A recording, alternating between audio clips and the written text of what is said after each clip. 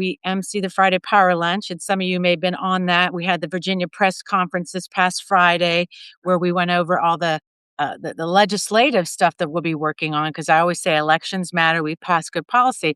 And I think that really ties into your slow things down, and I'll get to that. But Armchair Pundits, every Sunday at 7. We're so glad you're here because we're just two regular gals shooting the shit, as I like to say. Um, so yeah, going back to this pomp and circumstance, I felt like Richmond was like kind of going back this weekend, almost like a time machine where history was arguing with itself on the sidewalks, meaning that when you're in this epicenter of the Capitol, I mean, a young country, we're going to be celebrating the 250 years and all that. I think Abigail's speech talking about, the peaceful transfer of power, right? And all of this marching in and how we're announced and sort of slowing down in that movement. And I'm also think that also when we talk about somebody's But got that's Gigi. see That's Gigi. Gigi, cut that out, Gigi. Come here.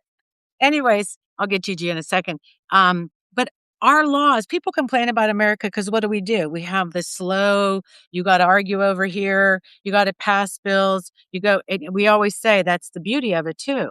The Senate, how we slow things down, we sort of have time to think it over. And so what we're seeing now is some of the rule breaking. But let's go back to that. So, what else irks you about that? Because I think that's good. And I'm going to grab the puppy real quick. Yeah, grab the puppy. What I think is that it is something that we get to see. So anybody can go and pull up Governor Spanberger's speech and hear exactly what she said. As you could anybody, you can get the transcript. But I thought her speech was really powerful. So that was for the governor, and I think even for the General Assembly when we were watching them all come in and they all got sworn in Right. and the seriousness of that moment. But what I thought was really powerful was the prayer. And Oh, the yes. prayer really spoke to all of the concerns and issues and things that we care about. And I think that in that moment when they are taking that oath, all of the delegates, Right. again, Democrats on one side, Republicans on the other side, but they're all in sync while this process is happening. Now, it'll be interesting what happens when they actually go to work. But Right. if they just would hold on to the moment of that prayer in terms of working together and understanding, as Abigail said in her speech, because it all is connected, Right. that we might not agree on everything, but there are things that we can agree on for the good of the people. And I wish that they could hold on to that moment far longer than what occurred on Wednesday and what occurred on Saturday. Yeah, I doubt very long. I'll have to say that's just how it has been. But I do agree with you. Um, Definitely when we saw, and for folks just tuning in, the inauguration this weekend, it was the 75th governor, being inaugurated, the first female, very historic. And let's talk about some of the what you said, decorum or usual tradition. Abigail broke some tradition. Anybody in the chat know what she did? And I'm hopefully I can read it, but she broke with tradition. Anybody know what she did or what she wore? Anybody? Anybody? Okay, let's see. I'm looking. I'm writing Are it you in looking? the chat to see if anybody. It was wearing her white long jacket, and how cool that was because it symbolized the which she didn't shy away from. And by the way, for all of you that listen to it, I do say go and listen to her whole speech. But she leaned into a lot of stuff that made me happy. On the trail, she was a lot more cautious, and we were a little bit like, "Come on, give it to him." She gave a strong speech, and she wore white to honor the suffragettes and the generations before her. Yeah, and I was gonna say, I thought that was, when she walked out and walked Yeah. down with that long white jacket on, it reminded me of Hillary Clinton's campaign, and when we all went to vote that day, Oh we my. all wore white because it was a singular moment, but this was one that actually happened, and I think, for the suffragists, for those who don't know, they wore white to symbolize purity and morality, because people would say that the suffragists, oh, they're immoral women and they're these people who want to vote and they're dirty women. But they were white because they wanted to show their purity, their morality, and what they believed about liberty and justice. And Abigail wore that long white jacket and gave that speech, and I'm sure her mother was beaming, as she works on ERA, but it was a really beautiful moment, and I hope that It's so we'll much. share a picture, because there was a picture that I have of Abigail, when all of these things were happening and other folks were being sworn in, where she sort of just closed her eyes like she was just taking Yes. in the Yes. gravity of the moment of what she is going to be responsible for doing, and in her speech, for those who read it, there's a whole lot of things that she is gonna be working on: affordable housing, for everybody. She's gonna be working on healthcare, Right. all, expenses. She's gonna be working on rights. She's gonna make sure that people are safe. There was a Yes. whole list of things that she was focused on, but what I also noticed is that she 2 times quoted Martin Luther King, Dr. King, and I think that that's really important when we transition over to talk a little bit about Dr. King and what it means in this moment as we get ready to think about fair elections. Yeah, and I think in the struggle of our country, and when you think about what you just said, the issues at the end that she focused on, I mean, throughout her campaign, she talked about affordability, housing. She really stayed in that lane. But in her speech, she really focused more, and it was almost like an education for everybody listening around the world that we remembered where we came from. Here we were in this on a hallowed ground, hallowed place. People, the first governor that in the Virginia, everything happens in Virginia, everybody. Everything gets its start. It's the birthplace of slavery. It's a birthplace of actually this piece of paper that we count on that Martin Luther King talks about in his on the Martin mountaintop speech that they wanted. They had the receipts in that paper we wrote that Patrick Henry and our founders talked about, those rights that were guaranteed, even though we know at that time those rights weren't in action, but it was always sort of a promise of it. And actually, just to kind of digress a little bit, John Meacham, who I love to read, and he's one of the best historians, especially about history, talked about he didn't really believe we reached that moment until the 1965 Voting Rights Act and Civil Rights Act. I think it was 64, and then we also had another stuff. I think it was like about immigration and being naturalized. That we really didn't reach that episode, really the place we talked about till we passed those really landmark laws that created such opportunity for everybody that we sort of started to live up to it, didn't we? And so she addressed that speech, and I was so eloquently put it all together. And I think when she talked about the first governor, Patrick Henry, she quoted him and his warning, by the way: "United Mm, we stand, divided we fall. Let us not split into factions." And, that warning now, full circle, here we are. And then when I was listening to Martin Luther King's speech again, and everybody should go back and play and listen to the last speech that he has, because I feel like it's so important now. It feels so present. How about you? Like when you hear also how we have to see this moment for what it is and how he's really making us live up to our ideals and what's written in that paper. And we're in that fight. So I don't know. I really have a lot there I said, but it really, the connective tissue that she had with the idea of this young country, idea of the ideals we should have, and then the warning of don't split into factions. And then, of well, course, Martin Luther King's words, and then being assassinated. This is yeah, the moment we're in. yes, what I'd say is we're probably already in factions, Right, which uh-oh, is that's big boogie. yeah, that's well, Big so yeah, big boogie. we're so we're already in factions, but I want us to move on as we talk about more because I think that there's something else that I want to talk about. I think we've pretty much addressed the inauguration and Yes. how important it was, and opening session and how important it was. But I wanted to talk a little bit about some of the conversation that we're having around fair elections, because one of the things that Abigail said in her speech as well was that the elections would decide that Virginia is where we come through, and that it was about also not just saving the country and saving our Commonwealth, saving the country, but the world. And I Yeah, thought that that was funny, not funny, haha, but funny because I've been talking about that, that we talk all the time about how things come through Virginia. right, And so now we have fair elections that we're talking about. For some, we call it redistricting, but we call it fair elections. And right, people have sort of been struggling about the way that we've talked about gerrymandering, and right, that now we're talking about fair elections and how that matters. And so when we're thinking about what these fair elections will do, especially winning the House, and really thinking more boldly about winning a lot of seats in the Senate. When you think about some of the things that are happening in the world that are right, outside of the United States, but they're impacting us, like Venezuela, what could happen in Cuba, what could happen, all over. Aside from Minnesota and aside from potentially what could happen in Virginia now that we are a Democratic state right, fully, we've got to think about what we do about fair elections. And so as we think about this redistricting, Congresswoman McClellan was on today talking about it on a news show. Yeah, she was. And she actually talked about how important it was for us to make sure that we had a level playing field.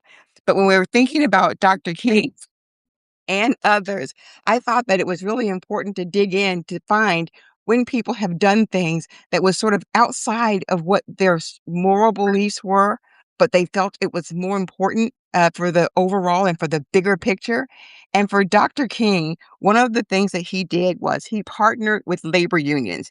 And right, so he partnered with white male industrial labor leaders who did not prioritize racial justice because economic justice was necessary for civil rights to endure. So he did that partnership so that he could get um, economic justice for Black people, for people of color.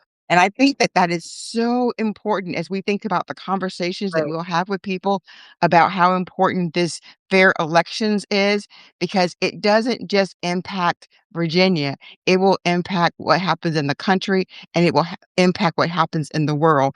If we do not have fair elections, we don't have a level playing field for us to be able to send people to Congress to sort of fix some of the dysfunction that's happening right now. Yeah, I mean, So what are your thoughts on no, that? my thoughts are like after this weekend, it's sort of like we took our I think it's really important when we talk about being exhausted and tired, and you had started our conversation before, like, I know you were busy with we'll call him the baby, and I have the new puppy, and the real exhaustion that real people have, and here we are with what's going on, just in our everyday life, and then we're facing, just a craziness every day with this, government, and real concerns that I think people are having because people are really struggling. I heard the other day that 1,000,000 people have already dropped off out of the Affordable Care Act, and that doesn't mean yet with other people that will land with when they actually see their first bill will also lose care, and so we have a lot of this struggle ahead of us, right? So when we wanna reach people, I think we have to take in mind and really seriously if we want to start a campaign. And for those listening, if you're not in Virginia, and maybe I'm going to back up. We know that one important thing we did in the General Assembly, we're so excited to go witness, was on Wednesday, we saw them pass all the four constitutional amendments. And one of them is the fair districting. We call it, we're going to redistrict Virginia and put it on the ballot so we can hopefully counter what's happening with Trump trying to steal this election, trying to rig it. So we're kind of saying, how do we talk about it? What is this? We have a campaign. We remember California, Prop 50. We're looking at what they did. It sounds like our people in Virginia already have a pretty structured campaign. They have a video up, they have a toolbox up. But for us in the grassroots, we start to really kind of get more, I don't know if the in the weeds is right, but we really think about the real people because we're at the doors and how can we reach people, busy people, and explain it to them in a way that they can say, yes, and how we need to do it to secure our, basically our freedom and rights. Um, so, I think that's going to be an interesting challenge and all that. But I think right now that this week is done, now that we have celebrated, we need to have time for that. I hope everybody did go down or somehow enjoy it. Because really, with all this shit going on, this is something to really say, you know what? We did this. We have a really amazing Virginia. And her first executive order was to say ICE and regular police police are not working together in Virginia. Bye bye. That's not going to happen. That doesn't mean they're not going to try to come in here. So we have a lot to be happy about. Now the work begins. It's our call to action. I think that we're going to be focused on. Um, and I wonder, Fennell, and what you think about this, going back to some of the history and what of our forefathers did, and even early people that were enslaved and some of their ideas, how they got out information or saw what they needed to do in front of them. I think about it's also the anniversary of Common Sense, the pamphlet. Um, that actually went around. It was Thomas Paine that wrote that. Some of that information in there talked about, you know, really to reach everybody and to talk about the Constitution and the rights and I'm thinking, do we have to have this Thomas Paine common sense moment where that went around like fire? It was just like a little pamphlet. It was circulated. It was sort of an argument about why this was so necessary. So what are your thoughts on looking at some of this kind of ways that appealing to the patriotism or the sense of freedom and that everybody should have these rights and the Yeah. government should hinge on them, like a little bit, is it too philosophical? I don't know. Well, I don't know if it's too, philosophical, but here's what I think. Um, this was an eye-opening experience for me this weekend. So, Right? I was with my niece, who has a two-year-old, Yeah. and she wasn't feeling well. So I, spent time with the two-year-old, giving him his bath and getting him ready for bed, getting him ready for daycare in the morning. And while that was happening, I didn't see or hear a thing. And so if anybody had asked me what had happened over the weekend, I wouldn't tell you a thing because I didn't hear a thing.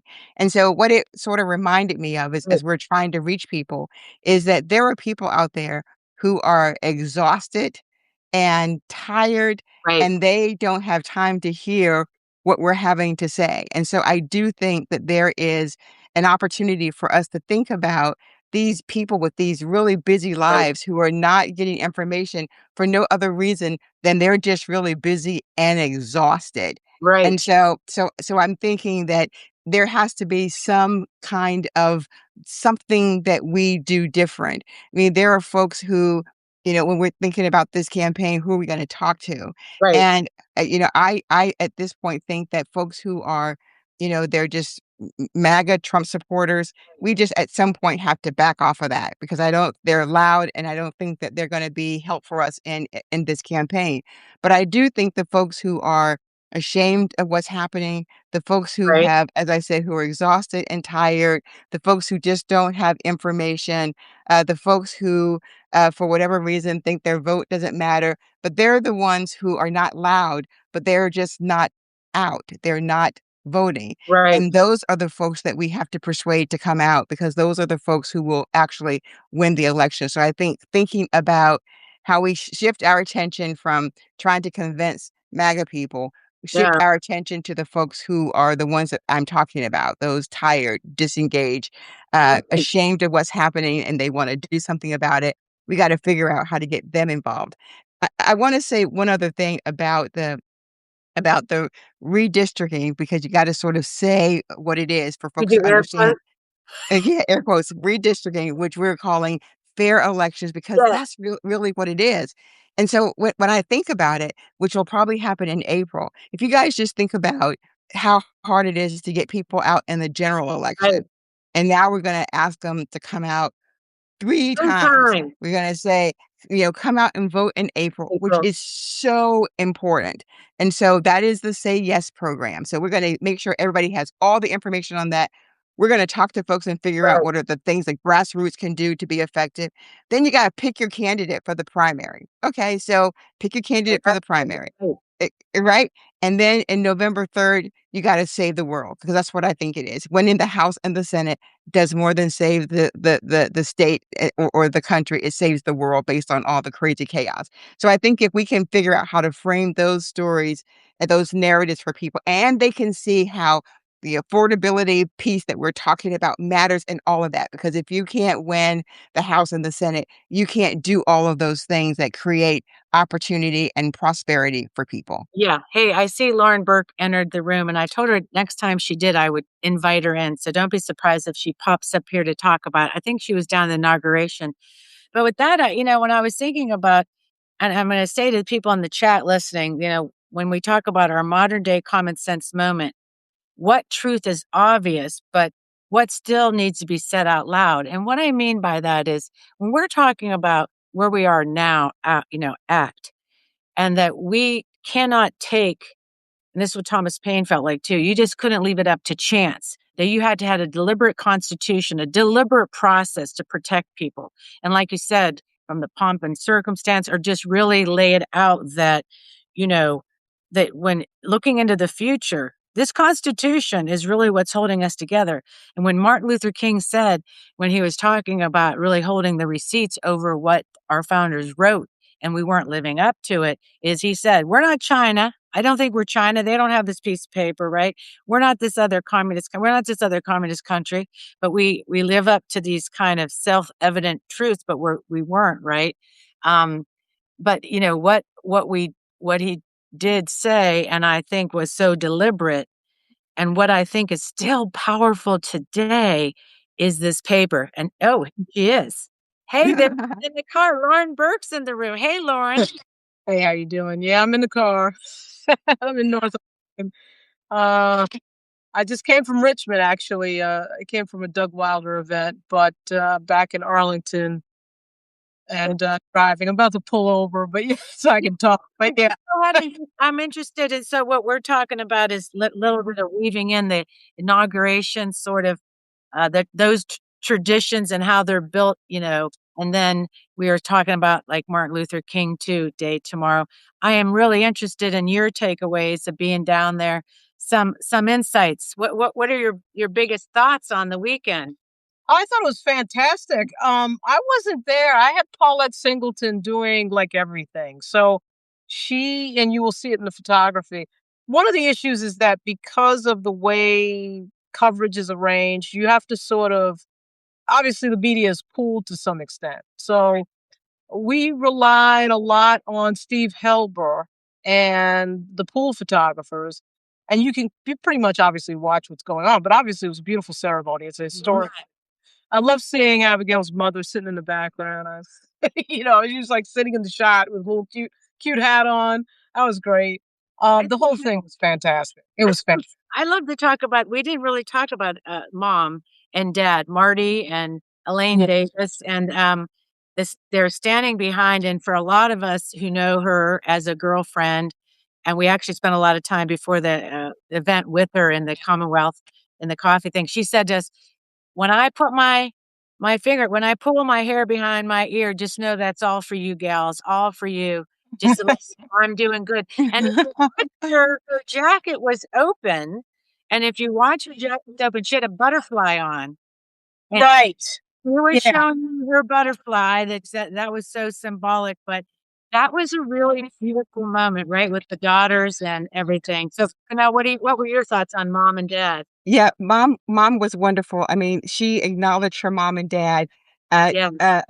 Eileen was just smiling ear to ear, but it was something so special when you see the pictures of her, and how she was feeling. I don't think she could have had a prouder moment, but she was giving us lessons before we got there on how to take pictures.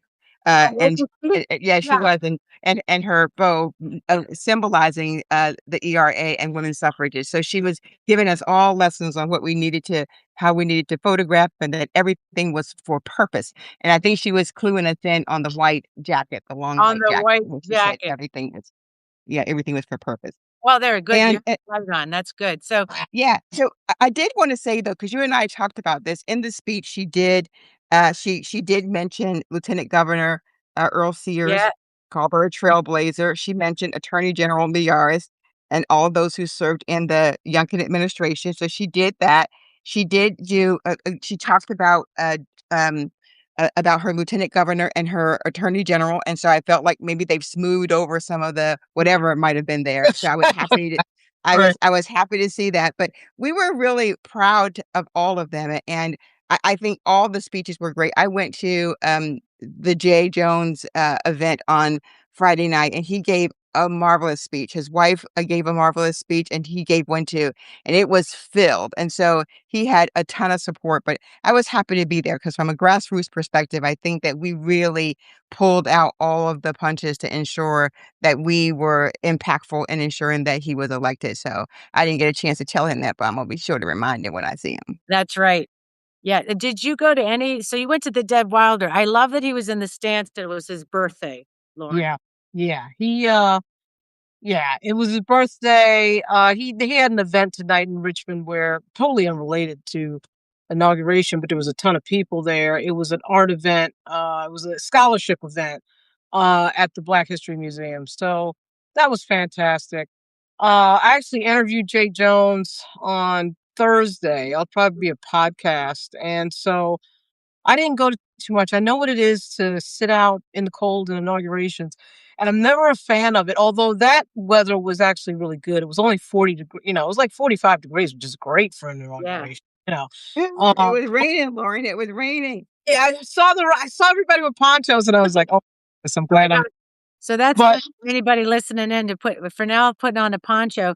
We both are trying to get our ponchos on, and we did good. And actually, wasn't too bad. It was my first inauguration too. But I want to just real quick so I can get some good comments from you in the sense of what you're looking at this delegation and this power that we're going to have as Democrats down there. I mean, in this historic time, what is your feeling, your takeaways of what you're hearing and seeing down there? Especially from a lens of Black Virginia news. And it's amazing just to see the diversity on the stage. And I think the yeah, energy, yeah, the diversity up there, it's just such a contrast. The two parties are an unbelievable contrast. right? We literally 3 historic swear-ins at the same inauguration. I mean, this is, like, Yeah, amazing to. yeah. And then she picked, Governor Spanberger picked a very diverse cabinet. I don't know that I was expecting that. I certainly wasn't expecting she's gonna pick all white folks, but she picked a lot of, Black folks and women, what you would expect from any Democrat. You can see, I'm really enjoying the moments here where she is, reconfiguring the college boards. I'm really enjoying those decisions right now. And I can, you can see it as a setup, obviously, to change the president. Anyway. The selection of Ralph Northam on VMI. It's just very fun to watch. Some of I this, didn't even realize that. I didn't see that, right? Ralph, yeah, I did see I didn't understand that. That is really interesting. Um, And I'm thinking I feel the same way. I don't know how you feel, Fennell. Like we were talking the before and after Abigail. We kind of a lot of people at the table. We went out afterwards. Said this is the Abigail I knew who was in Congress. I think there was a carefulness a little bit in the election, but the speech was so strong. It hit to me every point and didn't belabor all these like issues and kitchen table, but it talked about them because they're important. But setting it all up and then the executive orders, I think people were really seeing the stage set. Fennell, what are your thoughts, Fennell? Yeah, I do think so. I think in Jay's speech, the first thing he said was, "I'm gonna be suing Donald Trump." So I think and people There just you go. applauded Yeah, because that's what that's people want. yeah, that's like he's like, "My number one, the first thing I'm gonna do is to sue Trump," and so I that's what we wanna hear. That's what people want to see. They want to see, some fight that because we're in the fight of our lives right now. So, Yes, Lauren, we're almost well, we are out of time, but Lauren, here's what I wanna know. What were you thinking about I'm gonna digress, fair elections, so what are you thinking? I think that this redistricting thing is going to be a little, maybe I would say a little closer than people might think. There's a lot going on in the background. We are going to see some very strange district configurations. We are going to see some very, because they, of course, as you both know, they have to reach a certain number of blue precincts into red precincts. And that looks like some very odd things. We're going to probably get a great expansion to the south of Don Byers district. And I know that I know that for Bobby Scott, I'm sure he's going to get Suffolk, which is great because that's where my mother's house is. And but I mean, there's going to be some strange configurations. And so they're going to have to sell that. And the polling is said to be close to the back. But of course, the real campaigning has not begun. The real sort of education of people has not begun. So I think it'll be fine. But, Virginia, of course, is not California. So That's right. it's going to be, I think, closer than people think. But, I do like the attitude and disposition of Don Scott, of Speaker Scott. I like the aggressiveness. I like the not sitting back. And we have too many Democrats, in my view, just sort of sitting back and letting things happen. So he's really taken the bull by the horns. And so has Senator Lucas, as you can see very vividly. But I think that is better than the alternative, which is just people not doing anything and not taking quick action. And they're taking some really quick action. Well, I think Yeah. so. When I saw the Political article and I told Fennell, I go, oh boy, these kind of headliners or clickbait can hurt us too. It's like Democrats decimate GOP instead of, GOP is decimating democracy and Democrats are acting. So this media, yeah, as a media person, we'll talk to you about that. But we appreciate you coming up. We're going to close that, but I'm going to say goodbye and great driving. And thank you. We'll talk we'll get you on the podcast soon. All right. Absolutely. Thanks a lot. Thank you. Bye, Lauren. Bye-bye. Well, So that was always fun. And to talk to Lauren Burke and Black Virginia News. If you don't follow her here, follow her. She is great. I do subscribe to her. So I know we went over, but let's just wrap up. I don't want to leave anything out that was on your mind, especially I think with this fair district, I'm thinking education is going to be so important because if people are going to have whole new representatives and they're not, the point will be just to get them out to vote for the ballot, not to worry about who will be their congressperson later, but just to get them out to vote and to talk about it in an important way. So I'm going to let you wrap up with the action about this whole weekend. yeah, so what I would say is the things that I would ask people to do is to go and read Governor Spanberger's speech. It's really Uh, worth the it- read in terms of understanding what her priorities are and how we might insert ourselves in those. I think the other thing that's important is understanding that these ceremonies are so important. And I loved reading about it to understand that it was really just to slow things down and really have this public viewing of the transfer of power and that it should be peaceful. And she talked about that. And we all have January 6th to remind us of what yeah, it looks like when it's not a peaceful transfer of yeah, power. And that it really is a symbolism of people moving from campaigns to now working for the people. And so now they are all fully there to work for us. And those amendments that we already knew, same-sex marriage, marriage equality, voting rights, and reproductive freedom, those are important. But now, in my view, nothing happens if we can't have fair elections. And so I think trying to let people understand that Republicans have been doing this forever. It's been a ever. strategic plan of theirs. And that for us, it's just we're bending our strategy just a little bit, but it will bend back in 2030. But we're needing to do something that we wouldn't ordinarily do because of the greater good. Yeah, and the greater good is like we talked about today. And just a funny little note with the gentlemen that came out, the delegates and their long tails, and they looked fantastic. And the funny thing after the fact is everybody said, "Oh, they were so cold." So everybody looked good. Some people were freezing their booty off, but they looked good, and it was so elegant. And for me, I just want to leave people to, I think, in this time, going back in history, which was so much what Fennell and I have been talking about the pomp and circumstance, looking at our founders' papers, reading the Declaration of Independence, reading Martin Luther King's speech about the mountaintop, because we have difficult days ahead. And, when we say about this, when Martin Luther King talked about this promised land, we're not there yet. And in unity, and Abigail talked about it, when we're unified, these are really important times because, we have to have our eyes open. The storm is real, but the destination is ours. So, all right. So I'm glad everybody joined us. We're going to get some good sleep. The puppy's been taken care of, and it's always so great to be with you. I'm going to miss Good night, everybody. the way. I'm going to say goodbye, but we had a really great time. And I just want to say, um, after 9 years, seeing this big majority, it's something for all of us to be proud of and hang our hats on. So good night, friend. Good night, everybody. Thanks for Good joining. night. Good night, Catherine. Good night, everybody. Simon Rosenberg's going to be on the show Friday. Part of our lunch. Just want you to know. And we'll talk about the Yes campaign and also, just I forgot to say that. Okay. Bye. Okay, you said it now. Bye.